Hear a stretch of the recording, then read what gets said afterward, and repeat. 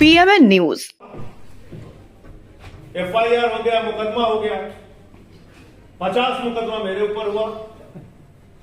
मैं भी जानता हूं कोई भ्रष्टाचार मैंने नहीं किया, वो भी जानते हैं जो जांच कर रहे हैं कि इन्होंने कोई भ्रष्टाचार नहीं किया, उठा के जेल में डाल दिया 183 दिन। क्या करता मैं, आके फिर रोने लगता।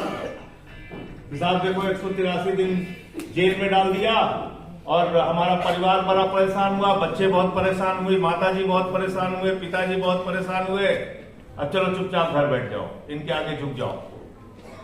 जिस दिन निकला उस दिन से फिर इनके खिलाफ बोलना शुरू किया। संसद में भी बोल रहा हूं, सड़क पे भी बोल रहा हूं।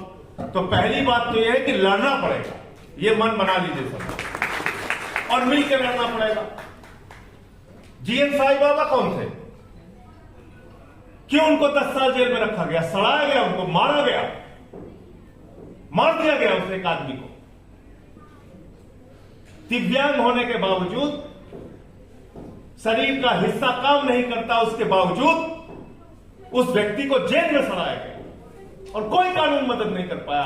बेल मिलने के बावजूद उनको जेल में रखा गया और निकलने के बाद उनकी मौत हो गई। इस देश में भारतीय जनता पार्टी हिंदुस्तान नहीं है, याद रखिएगा, और नरेंद्र मोदी हिंदुस्तान नहीं है, और ये नफरत फैलाने वाले लोग हिंदुस्तान नहीं है। हिंदुस्तान है इस देश के 144 करोड़ लोग। ये चंद नफरत फैलाने वाले नेता देश नहीं है।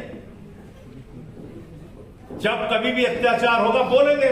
संभल का मामला हुआ, कल बोला मैंने कि आपने जज का ट्रांसफर कर दिया।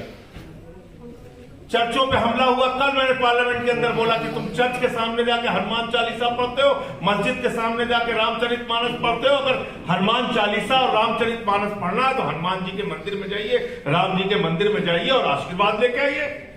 देश के लिए कुछ वहां पे प्रार्थना कीजिए। लेकिन ये देश, अगर हम लोग ये मान लेंगे कि देश के अंदर चंद गुंडागर्दी करने वाले लोग देश है, तो वो देश नहीं है। इस देश में वो नौजवान भी है जो कहता है मेरा नाम मोहम्मद दीपक कुमार है। ऐसे लोग हैं। ये बात हमें समझनी पड़ेगी, और इस बात को अगर हम नहीं समझेंगे तो हम गलत दिशा में आगे बढ़ेंगे।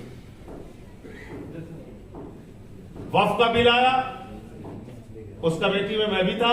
जितने भी कमेटी में सामने लोग आए होंगे, माइनॉरिटीज ग्रुप, जितने भी हमारे लोग आए होंगे वक्फ से जुड़े हुए कमेटियों, मुझे अपने आप बताने की जरूरत नहीं कैसे उस लड़ाई को राजीव साहब भी आए थे, पूछिए कैसी लड़ाई लड़ा। पार्लियामेंट में वोट होना हुआ उस समय कैसी लड़ाई लड़े हम लोग। ठीक है, आज संख्या में वो ज्यादा है, डेमोक्रेसी में ये चीजें हैं, कुछ चीजें वो अपनी मनमानी कर रहे हैं। लेकिन मुझे लगता है कि इसका दायरा बहुत बड़ा है।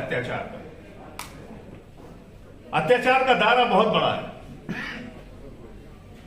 हमले होते हैं धार्मिक स्थानों पे, मुस्लिमों के धार्मिक स्थानों पे, सिखों के धार्मिक स्थानों पे, चर्चों पे हमले होते हैं।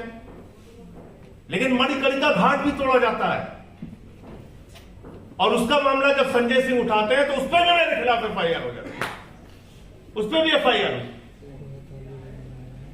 दाल मंडी तोड़ा गया, वहां मुसलमानों की संख्या कुछ ज्यादा है।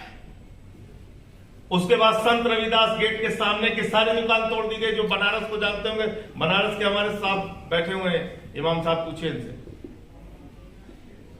इमाम साहब गलत कह रहा हूं तो मेरा माइक रोक दीजिएगा। 90% हिंदुओं की दुकानें तोड़ तोड़ के जमींदोज कर दी गई। बताइए की गई कि नहीं की गई? सड़क के चौड़ीकरण के नाम पे, काशी कॉरिडोर के नाम पे सैकड़ों मंदिर वहां तोड़े गए। तो इसलिए इनके अत्याचार का दायरा इतना छोटा नहीं है।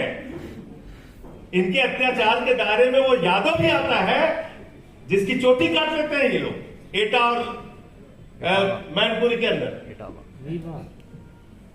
इनके अत्याचार के दायरे में पासी समाज का वो बुजुर्ग भी आता है जो काकोरी में 70 साल की उम्र में उसको मंदिर पे पेशाब चटवाई जाती है। इनके अत्याचार के दायरे में वो दलित, वो पिछड़े, वो आदिवासी आते हैं जिनको इंसान मानने को तैयार नहीं है। इसलिए मैं आपसे कहना चाहता हूं, ये अत्याचार का दायरा सीमित नहीं है।